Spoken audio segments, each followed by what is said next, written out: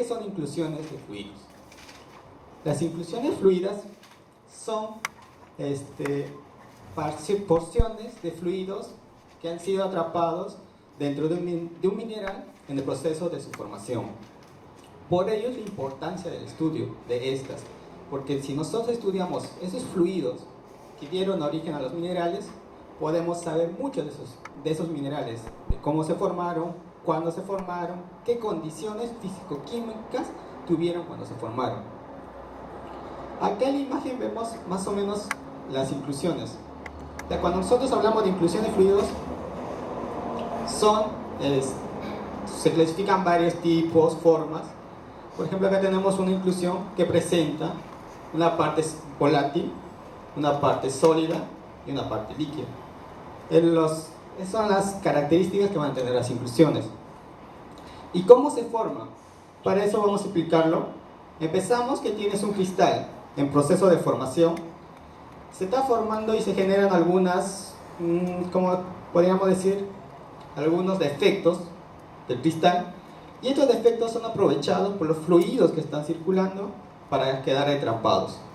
Una vez atrapados estos fluidos, se quedan cerrados y tenemos los fluidos dentro. Sigue el proceso de formación. Ahora tenemos que este cristal sigue en un fluido, ya otro, ya no es igual al original, y ahora es fracturado. Y de nuevo, sigue el proceso de recristalización y esta fractura es sellada. También en esa fractura se quedó atrapado otros fluidos. Ten en cuenta que es un fluido A y que es un fluido B. Y estos fluidos, cuando fueron atrapados, prácticamente estaban en una sola fase.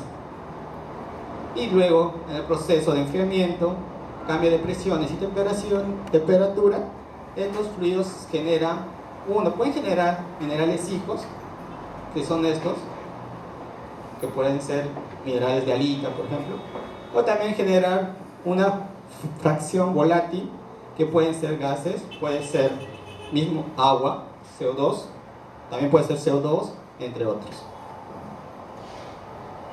Para hablar de la técnica vamos a ver qué tan antigua o moderna es esta técnica.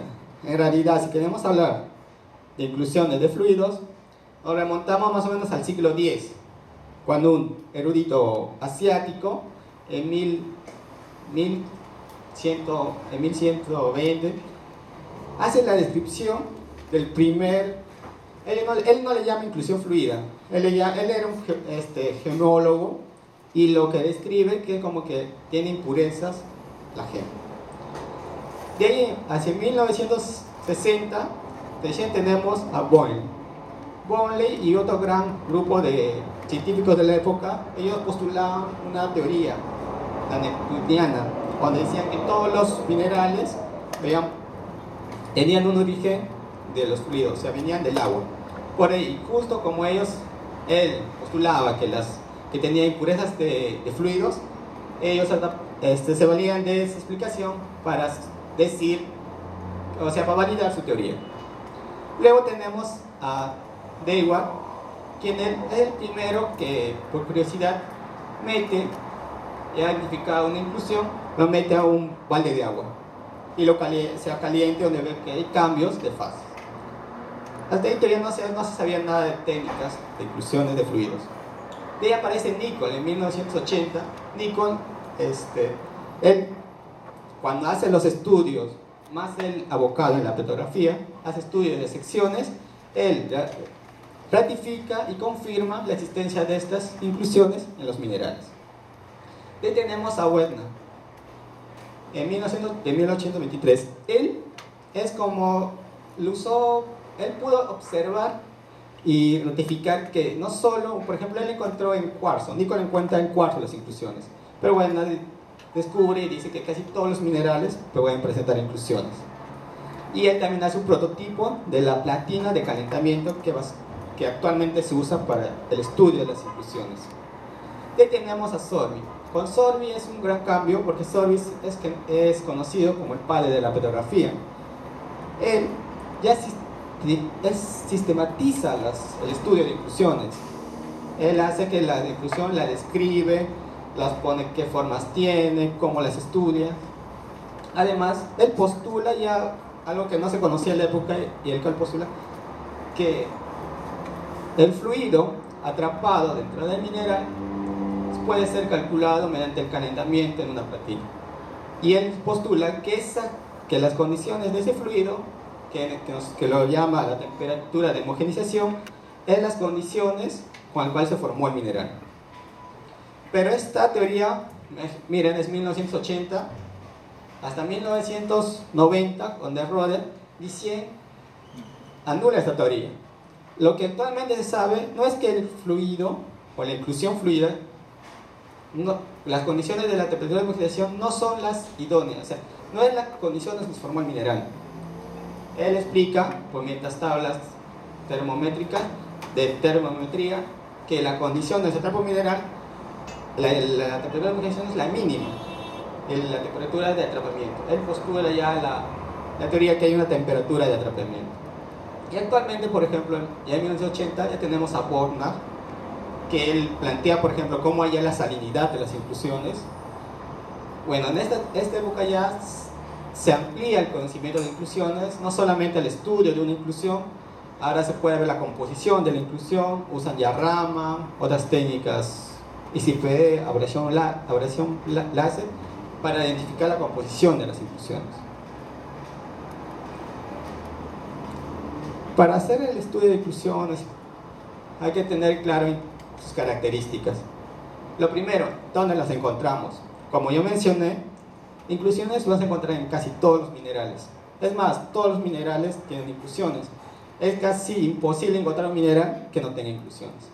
La condición es que no todos los minerales pueden alojarlos o conservar las inclusiones. Un mineral idóneo y que por su facilidad de conservar las inclusiones es el cuarzo. Y es el mineral que, digamos, uno de los principales donde se hacen las inclusiones de fluidos. También tenemos fluorita, carbonato, baritina, esfalerita, apatito, topacio. Bueno, acá solo están los minerales transparentes. En realidad, podemos ampliar esta lista porque también pueden hacer inclusiones y minerales opacos, que puede ser galena, pirita. En la foto acá se puede ver, estos son el cuarzo, acá tenemos el anhidrita, acá hacen carbonatos, acá se ve mayor la nitidez, se ve el clivaje del carbonato. Bueno, ya sabiendo dónde los encontramos y recordando que pueden tener minerales, está compuesto por un mineral hijo llamado, una burbuja que puede ser un gas, y también fluidos. ¿Qué encontramos en las inclusiones? Encontramos fases fluidas y fases sólidas. Como verán, fases fluidas puede ser el agua, CO2, tantos gases y líquidos, y las fases sólidas son los minerales hijos también conocidos, por ejemplo galitas, podemos encontrar sulfuro, pirita, calcopirita. Bueno, respecto a estos minerales hijos, tienen algunas propiedades que nos pueden permitir ubicarlas, identificarlas, puede ser sus formas o su birefringencia.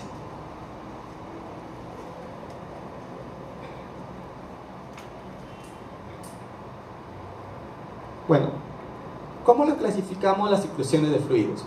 Las inclusiones de fluidos se clasifican en primarias, secundarias y pseudosecundarias. Aquí hay la imagen, donde está el número 1, ¿se acuerdan que está en el borde? Esas son las primarias, las secundarias son estas, las pseudosecundarias son estas que no llegan al borde, se quedan en el centro, y las secundarias son las que les atraviesan. ¿Se acordaron de la imagen inicial? La que tenía dos fluidos. Ahí pueden explicar, las primarias eran las que se formaron al inicio y las secundarias que se formaron después cuando se fracturó el cristal. Al mayor detalle, las inclusiones primarias. Bueno, las inclusiones primarias son las que se forman en el proceso de crecimiento del cristal y generalmente son paralelos a los lados. Por ejemplo, acá se ve en forma de un cuarzo y se ve cómo las inclusiones han crecido aprovechando los planos de crecimiento. Se han ubicado acá en los planos de crecimiento. Un criterio fácil para identificar las inclusiones primarias son eso. Generalmente están en los planos de crecimiento o, si no, están hacia el centro, ubicadas, sin una ubicación. En este caso, por ejemplo, ya se ve que está alineado, pero en algunos casos puede ser solamente todo está como un grupo y no tener una ubicación tanto en ninguna dimensión, o sea, no está paralela a ninguna cadena.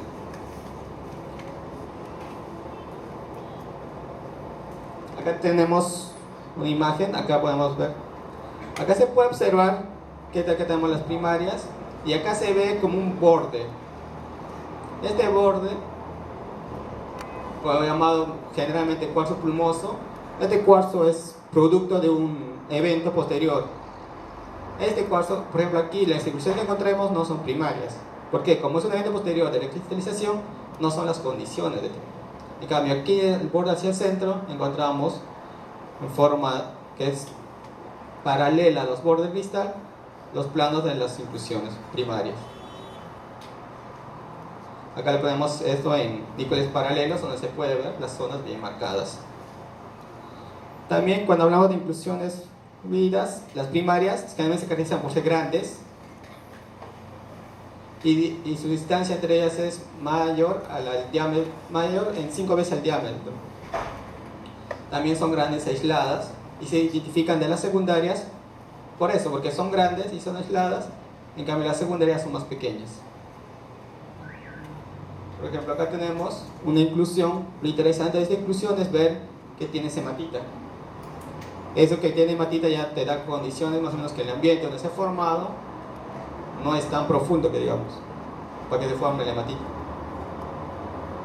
Y tenemos las inclusiones pseudo-secundarias.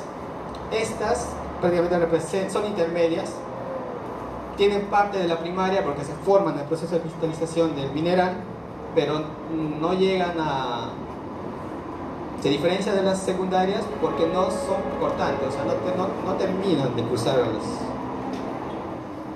los cristales. Por ejemplo, acá vamos a ver en la imagen, las pseudosecundarias son estas, que se dan, por ejemplo, acá se fracturó por el clivaje del cristal y se han formado. Están en el borde, y acá tenemos las primarias. Son posteriores a las primarias.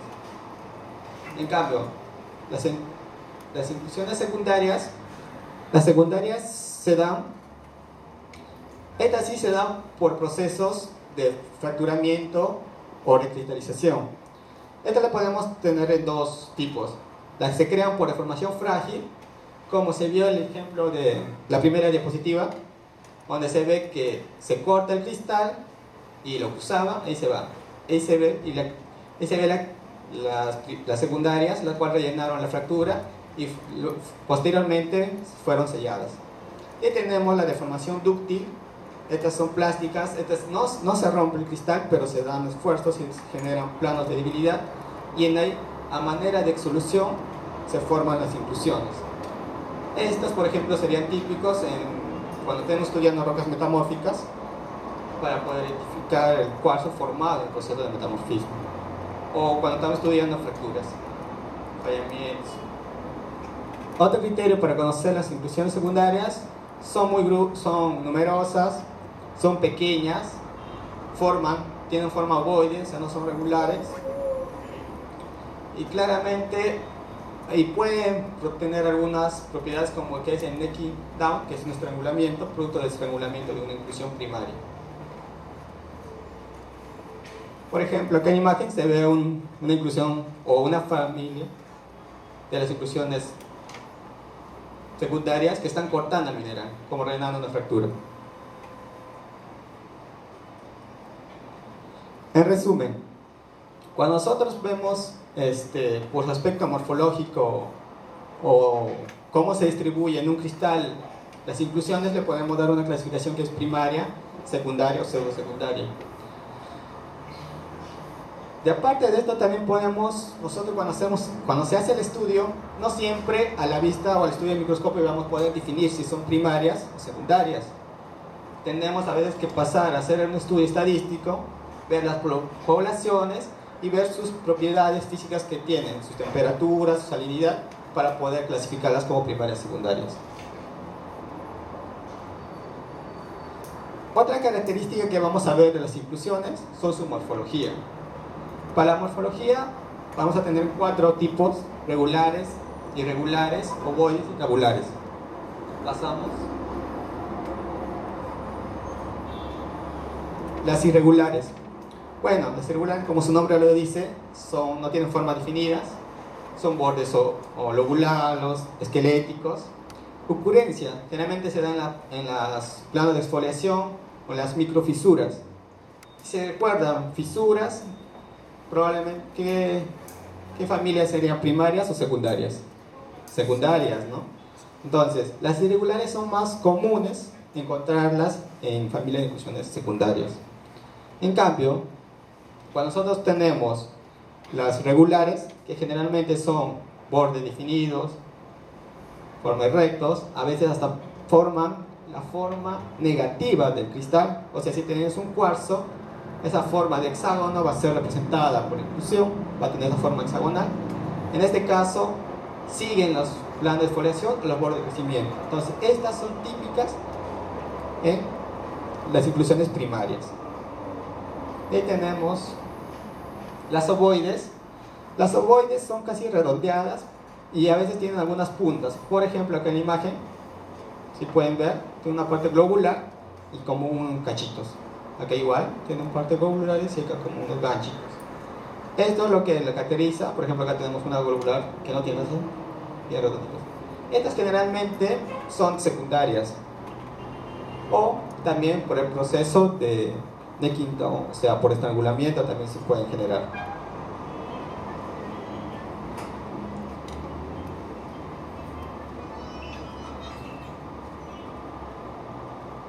Y tenemos las tabulares o prismáticas. Bueno, estas son alargadas. Estas son de carácter prolongado. ¿Cómo ocurren? Generalmente se desarrollan en los bordes regulares, sales negativos. Generalmente tenés el borde, a veces mayormente son primarias. Otra cosa que nosotros tenemos que saber son su contenido de la CIEF. Por el contenido hay una clasificación. Esta clasificación, por ejemplo, la plantea como monofásica, bifásica, trifásica, poli y multifásica, es de NES, el cual plantea que las monofásicas están compuestas por un solo elemento, pueden ser líquidos, pueden ser gaseosos. Es muy poco probable que sean sólidos. Estas inclusiones en general son pocos abundantes. De este tipo, las que más abundan son las líquidas, las gaseosas son raras. Y tenemos, vamos, acá tenemos la imagen.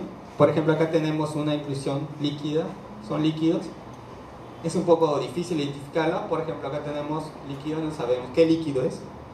Acá, por ejemplo, acá, ¿cómo descubre que este es metano? Tendría que hacer una espectrometría de rama para ver si es. Y tenemos las bifásicas, está compuesta por dos fases. Lo más frecuente son vapor líquido. De esta tenemos líquido vapor, le llamamos LB si es que abunda más líquido, y si son ricos en gases, BL. Por ejemplo,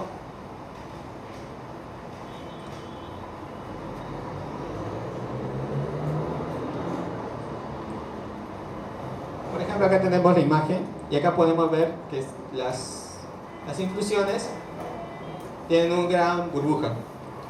Si le damos un porcentaje más o menos de toda esta inclusión, ¿cuánto será el gas? Más o menos un 80%. Y el otro son el líquido.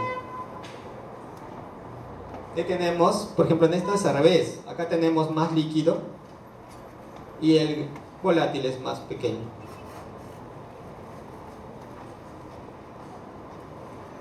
Aquí tenemos las trifásicas.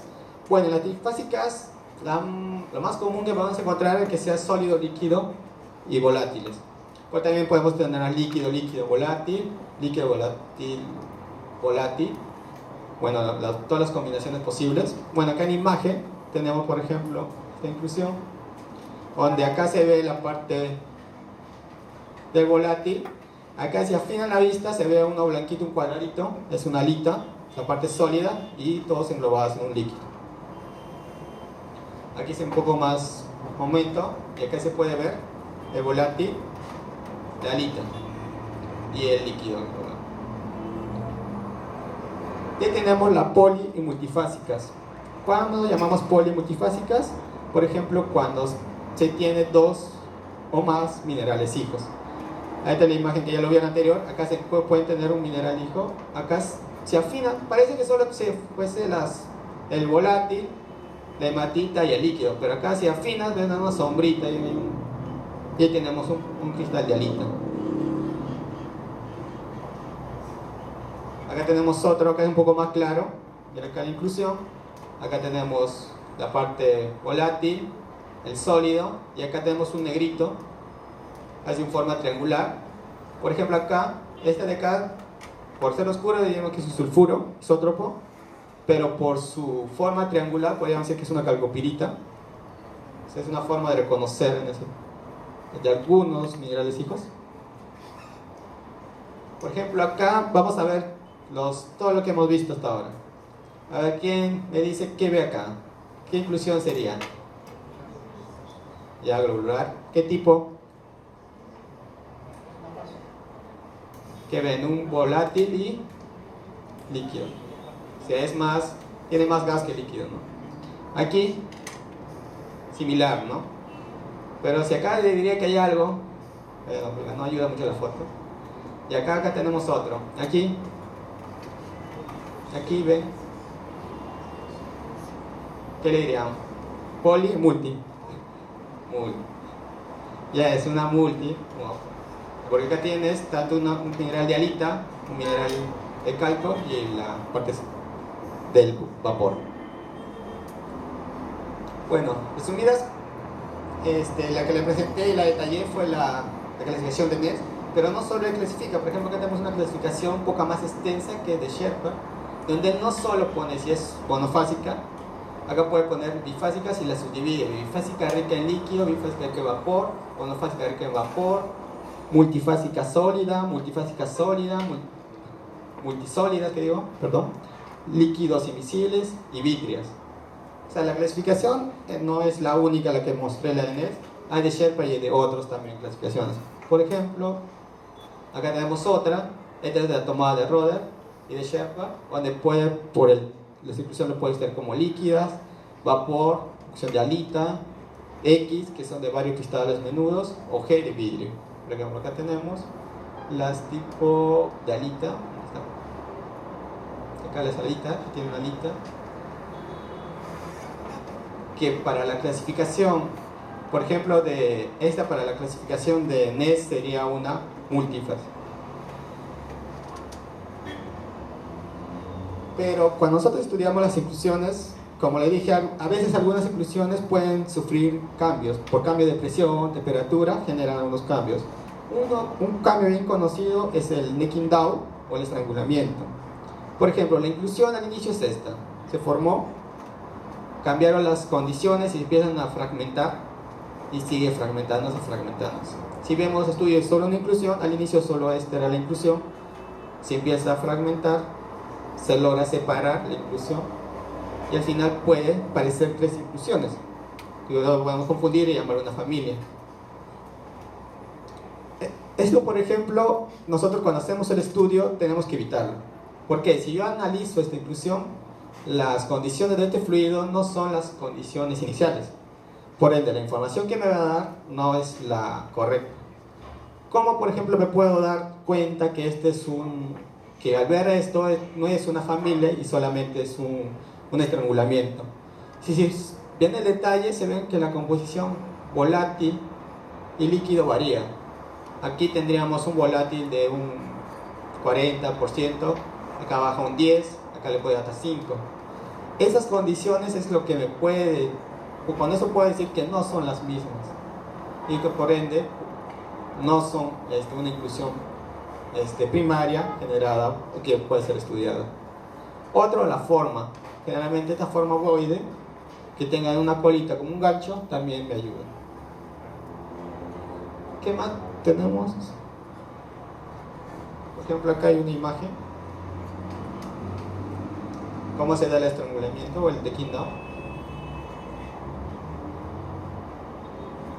Otras modificaciones que podemos ver, podemos hacer el stretching o cambio de volumen. Esto que las condiciones del cristal, el huésped, no son buenas, se pueden dilatar y generar que aumente el volumen y cambien sus condiciones. También tenemos la de pérdida del fluido o el leaching, o tenemos la decapitación total o parcial. Por ejemplo, acá tenemos el stretch. Se ve que la inclusión inicial era esta, pero por deformación o puede ser por metamorfismo, un ejemplo, se genera que aumente el volumen y cambian las condiciones.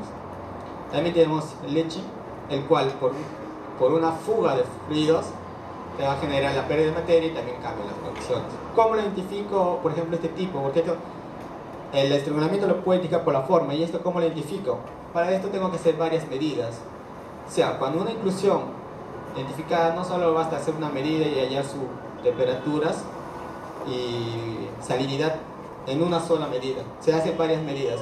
Y si estas medidas son correlativas, o sea, si las medidas siguen siendo homogéneas, o sea, la primera me sale 10, la otra 20, la otra 30, ven una variabilidad, entonces es probable que esa inclusión ha sufrido por uno de estos dos modificaciones. En cambio, si la inclusión me sale 10, 11, 10, las medidas, entonces puedo decir que sí es una inclusión primaria y que me va a servir para el estudio.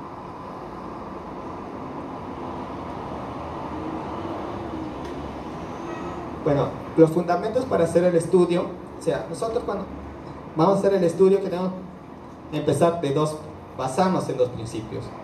Uno, que el fluido atrapado en las inclusiones de fluidos son primarias y representan fluido a partir del cual crece el mineral. Lo que dije al inicio. Tengo que asumir esto. Y tengo que garantizar que no ha sufrido algún otro proceso de modificación.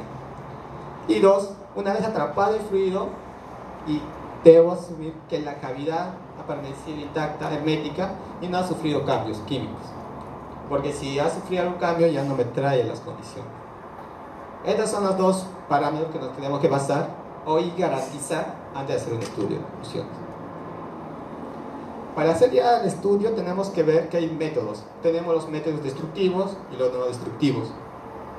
Un método destructivo, que es casi actual, es la de abrasión láser, en cual la abrasión láser que me puede dar la composición por mediante discrepante de masas, y puedo tener la composición hasta de la ley que tenía, o sea, el contenido de cobre. Si estamos viendo un pórfido, puedo ver la ley que tenía cobre, plomo, molibdeno con este estudio. Pero lo malo es esto, que esta es la inclusión al inicio, y cuando yo lo hago la abrasión láser, desaparece, ya no lo puedo hacer otro estudio. Otra forma que hacían antes, bueno, una técnica antigua era cuando yo quería saber la composición de las inclusiones, agarraban todo el material, lo trituraban, puede ser por presiones, o sea, como molienda, o por calentamiento, y esto con agua regia hacían como un flotado para que se adhieran los aniones, las iones de las sales, y lo analizaban por SP y podían encontrar las concentraciones. Lo malo que cuando hago eso puedo mezclar tanto inclusiones primarias, secundarias y pseudo-secundarias, y no, o sea, el dato no es tan preciso. Pero ahí tenemos ahora las técnicas no destructivas. Por ejemplo, tenemos la presión Raman, que puedo hallar la composición de los volátiles. También tengo la microtermometría, la cual vamos a explicar en esta charla más detalladamente, porque puedo hallar las presiones o la temperatura de formaciones de los minerales. Cuando nosotros vamos a hacer el estudio, siempre antes que tenemos que hacer un examen óptico preliminar. En ese, ¿qué tenemos que hacer? Primero tenemos que ubicar el fragmento de mineral a estudiar. Recuerden que esto es importante. ¿Por qué? Porque el mineral que voy a estudiar, voy a hallar la temperatura y las presiones del mineral que voy a estudiar. No me va a dar de otro, solo ese mineral. Si quiero, por eso, identificar un mineral, por ejemplo, estoy en yacimientos, quiero ver el mineral relacionado con la mineralización, tengo que buscar el mineral relacionado con la mineralización. Si estoy en estudio de areniscas, quiero ver la diagénesis de la arenisca, tengo que ver el cemento en este caso, porque es el mineral que se forma cuando se da la diagénesis. Esto es importante. Una vez identificado, lo que primero se hace, se dibuja ese fragmento y se hace como un mapeo, donde se ponen todas las inclusiones que encuentro y más o menos ubicaciones de ellas. Y a cada de estas también le vamos a poner su código. ¿Por qué? Porque al final vamos a tomar medidas de cada de estas para que no se nos pierda. Tenemos que identificarlas. Y también tenemos que hacer la medida de los tamaños, estimar el grado de relleno, el ensayo de la clasificación genética, o sea, podemos decir si son bifásicas, monofásicas. Las observaciones de cambio podemos ver si son polarizantes. Nosotros al microscopio podemos ver por las formas, podemos decir que es probablemente un necking down, es un estrangulamiento. Y tenemos que ver el número de fases que presenta, por ejemplo, si tiene minerales hijos, qué minerales tiene. Siguiente. Y una vez hecho todo esto, vamos a pasar a hablar de la microtermometría. La microtermometría es la técnica por la cual vamos a hallar las temperaturas de homogeneización y fusión, y la cual nos va a servir para identificar salinidad de las inclusiones. Por ejemplo, actualmente en el laboratorio contamos con una platina Linka TSG 600, la cual nos va a permitir hallar temperaturas entre menos 196 grados a 600 grados. Por ejemplo, acá está el equipo, para ello necesitamos la platina y aparte tenemos un microscopio. Para tomar los datos de microtermometría, hay tres datos principales que vamos a tomar con esa técnica, que es la temperatura de homogeneización, la temperatura de fusión, la temperatura auténtica. El esquema más o menos es este: tú tienes tu inclusión, la temperatura ambiente. Para hallar la temperatura auténtica tenemos que enfriarla y ver que precipiten todos. Para la de fusión vamos a depender de qué inclusión tenemos. Si tenemos una inclusión que tiene mineral hijos, tenemos que calentarla. Si tiene una inclusión que no tiene minerales hijos, tenemos que enfriarla. Y la temperatura de homogeneización, ahí sí calentamos, el cual nos va a llevar a la temperatura donde todos los líquidos o fluidos que se encuentran en esa inclusión son estables, o sea, todos van a estar en una misma fase. Bueno, la temperatura de fusión, como dije, para ver la fusión depende del cristal, si calentamos o no. Acá vamos a ver, más adelante hay un video donde se muestra esto.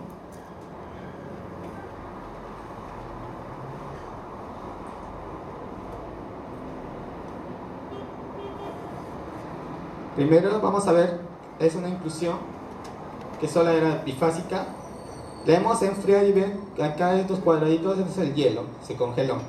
Se ha formado hielo. Ya cuando la temperatura de fusión es cuando todo este hielo se va a desaparecer. Ven acá cómo se está desapareciendo la burbuja.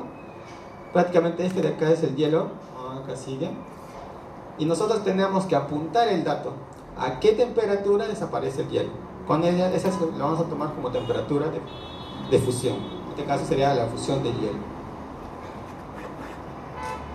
Ya ven, desapareció.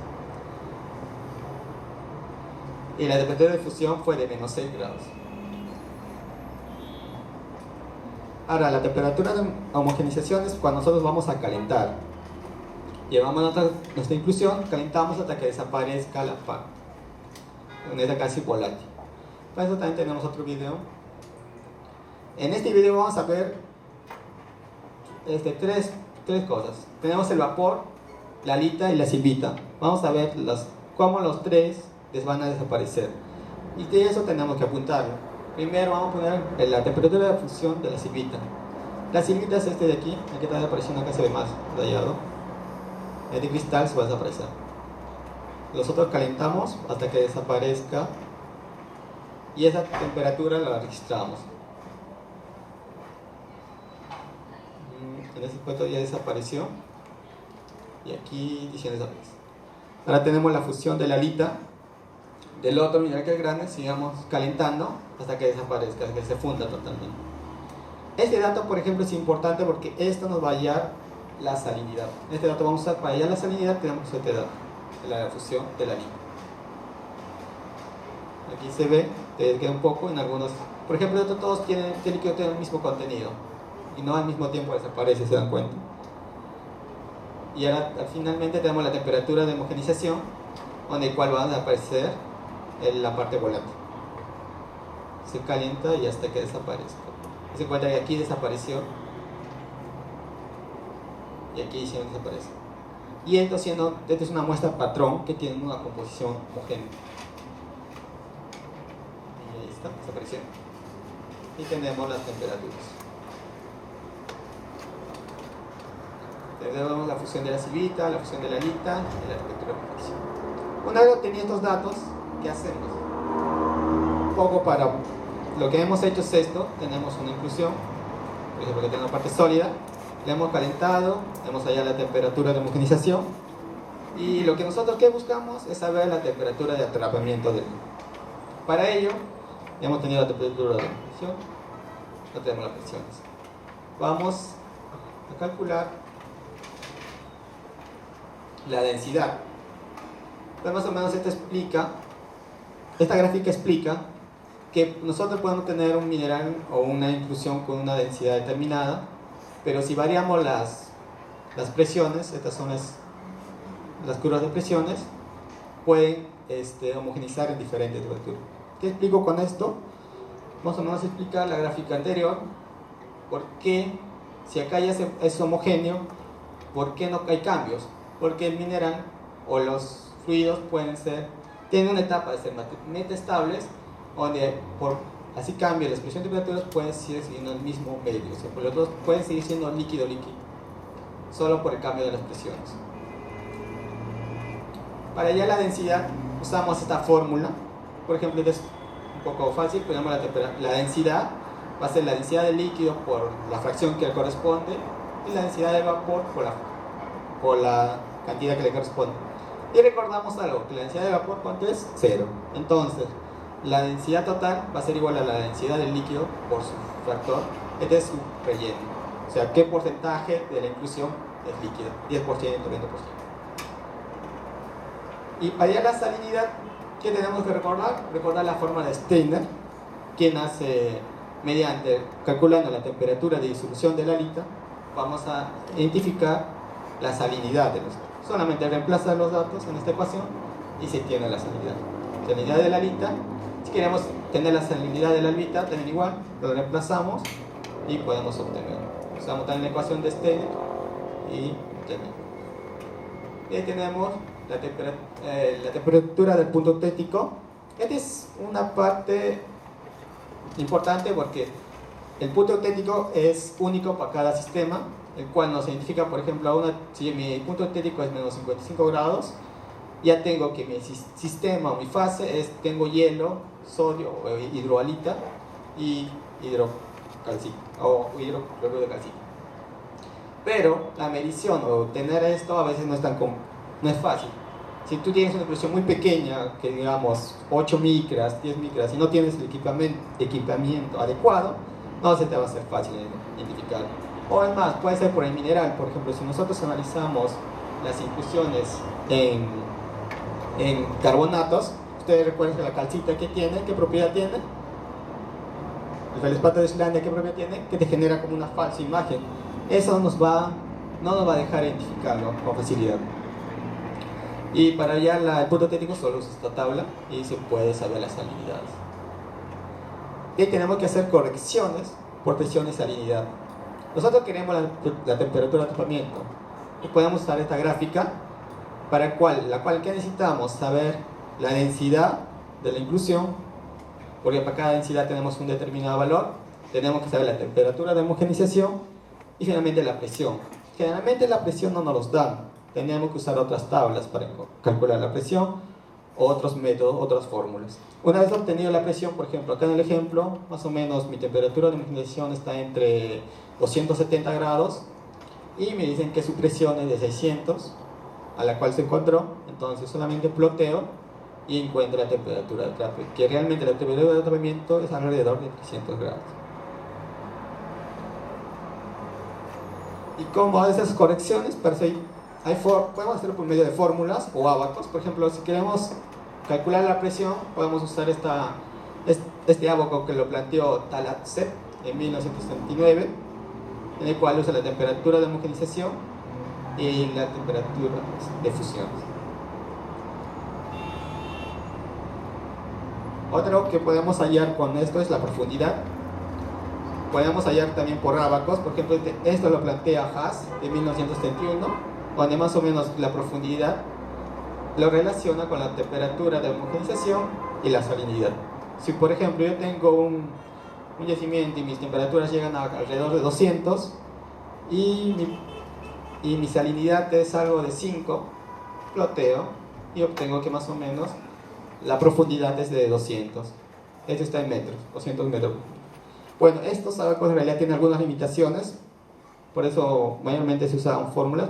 Por ejemplo, algo que sí es un poco más creíble o más real sería usar esta fórmula para hallar la presión, pero para la cual nosotros necesitamos la profundidad.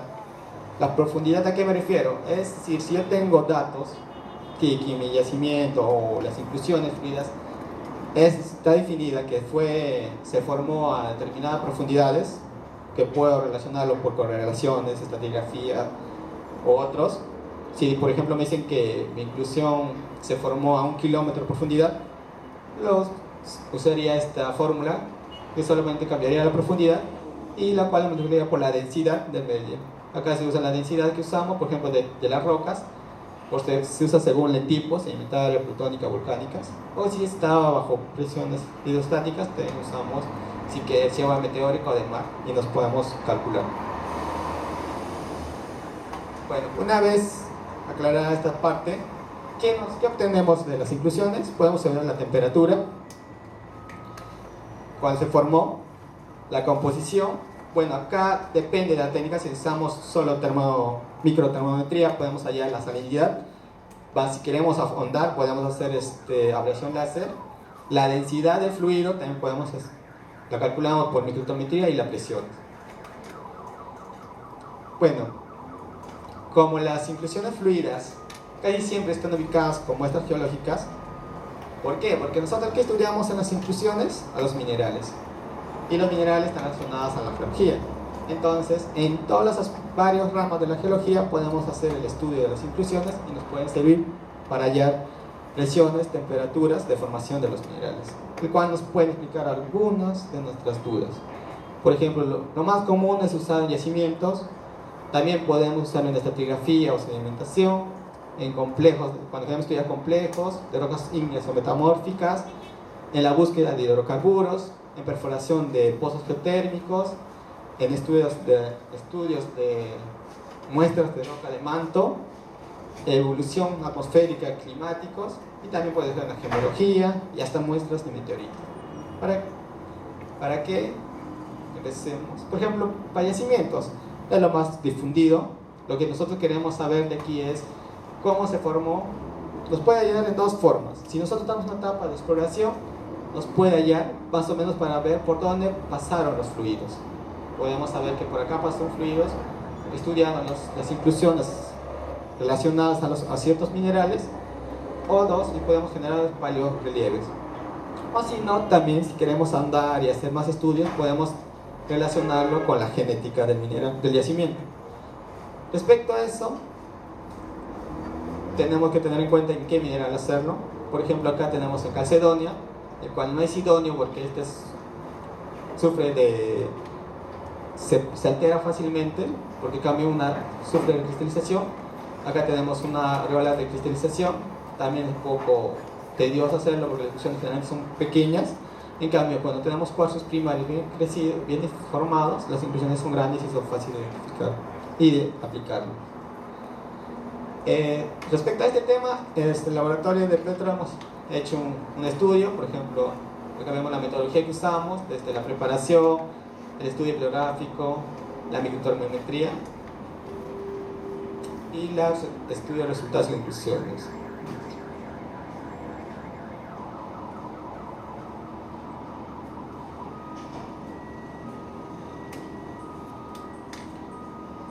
Por ejemplo, acá lo principal cuando hacemos estudios en yacimientos es tener relación, saber qué mineral estoy analizando. Por ejemplo, en esta muestra de estudio, ¿qué minerales tenemos? Tenemos la roca caja y la avenilla. Necesitamos, ¿qué queremos saber de estos? Queremos saber la formación de estos sulfuros. Para esto, este sulfuro, ¿con quién está relacionado? Con este mineral de relleno. ¿Quién es ese mineral de relleno? Cuarzo y carbonatos. ¿Dónde encuentro las inclusiones idóneas para hacer el estudio? En los carbonatos. Entonces hago el estudio de los carbonatos, hago el estudio de las inclusiones frías en los carbonatos para saber las presiones y temperaturas de formación de los sulfuros. En este caso es inducido. Acá tenemos igual similar, pero acá por ejemplo podemos ver que podemos tener eventos desde un mismo mineral en varias fases. Identificar cuál voy a hacer, o sea, quién está relacionado, este cuarzo o este cuarzo de relleno está relacionado con la organización. Veo que el cuarzo, digamos el más grande, está relacionado, entonces hago las inclusiones que se encuentran en este mineral de cuarzo. Una vez hecho esto, vemos la asociación del mineral con las inclusiones. Luego acá, en la metodología, en el estudio de bibliotermometría, se dan cuenta, esta es la tabla que generalmente va relacionada a un estudio. Y acá se va todo lo que he hablado, desde el campo, desde qué tipo, o sea, darle un código a la muestra, número, un código de familia, del tipo, y también el código de la muestra, la clasificación que tienen estas inclusiones, el mineral donde los encuentro y el tipo de inclusión que estoy analizando. También se hallan los tamaños, el relleno y la temperatura de fusión y el refrigeramiento que me dan. Luego hago el análisis estadístico para, por ejemplo, cuando dije vas a ver si tienes una inclusión, esos son primarias, secundarias. Si encuentro estas dos modas, puede ser probable que tengamos dos tipos de inclusiones. Pero eso se puede rectificar cuando veo acá las características, si tienen el mismo tipo, el relleno, el mismo tamaño o las mismas formas, descartar o aceptar que son dos tipos de inclusiones, dos tipos de familias diferentes. Bueno, una vez tomado todo esto, tenemos ¿qué nos sirve hacer las inclusiones? Por ejemplo, la aplicación sería saber, mediante esta tabla, qué salinidad se formó el yacimiento y a qué temperaturas. Con estos datos de cada inclusión también lo puedo pasar a unos gráficos isótermas y saber los paleorrelieves. Y también plazarlos a una tabla que es de Wikinson, en el cual demuestro más o menos ploteando en qué yacimiento estoy, sabiendo la salinidad y la temperatura de ignición. Esto con respecto a yacimientos. También cuando habla de estratigrafía y sedimentación, podemos ver. Aquí, como dije, es importante. ¿Qué quiero saber? Quiero saber procedencia. ¿A quién tengo que atacar? Esta es mi muestra. Acá tengo mis granos de arenisca, que es una arenisca de grano de cuarzo. Y acá tengo el cemento. Si yo quiero saber la proveniencia, ¿qué tengo que estudiar a quién? A los granos. Si yo quiero saber la diagénesis y la formación de la arenisca, tengo que analizar el cemento, porque este es el que se ha formado en el proceso. Entonces la inclusión depende de qué quiero estudiar. Si yo quiero estudiar cuándo se formó o de dónde viene.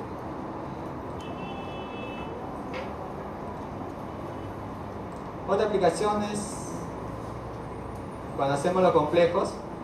Más o menos, por ejemplo, cuando estamos estudiando rocas metamórficas, ¿cómo sé que es una roca que proviene de una roca metamórfica? Por ejemplo, cuando hago el estudio, acá se estudió esta inclusión, estos datos son de rama y me da, por ejemplo, que el mineral hijo que acá tiene es andalucita. Este dato es importante para mí, porque con este dato, ¿qué quiero decir? Que este es un mineral de metamorfismo. Presión y temperatura que se forma es conocido y puedo hasta relacionar en qué fase se encuentra esto. Este está hecho en un cristal de cuarzo.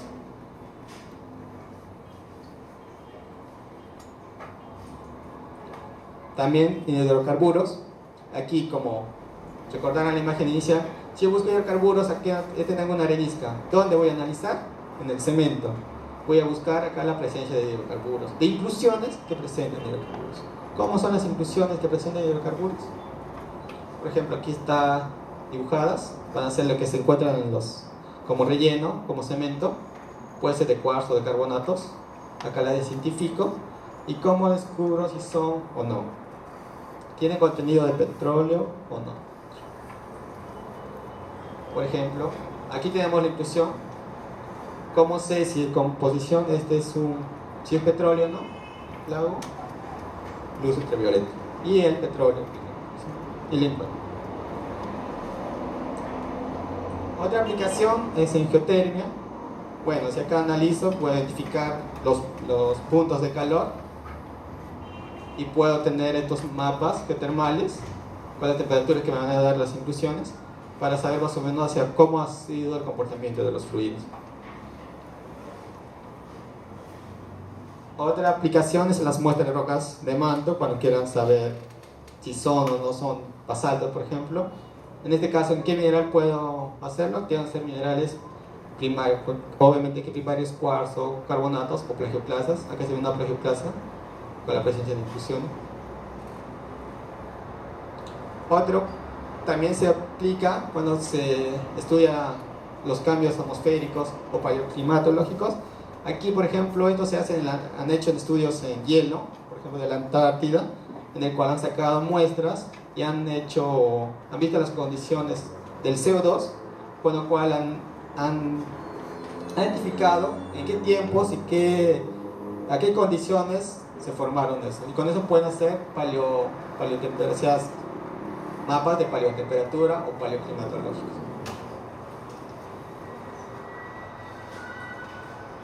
Otro, la gemología. Bueno, como se inició, como la primera vez que lo vieron fue una gema, también. Pero en este caso ellos lo estudian no porque es bueno, sino es malo para ellos. Porque ellos no quieren tener intrusiones. También se han hecho muestras lunares y meteoritos. ¿Para qué? Para reconstruir su génesis de sus procesos, tanto de las decisiones del meteorito, de los procesos de otros planetas, como también para entender los nuestros. Bueno, muchas gracias. Eso ha sido.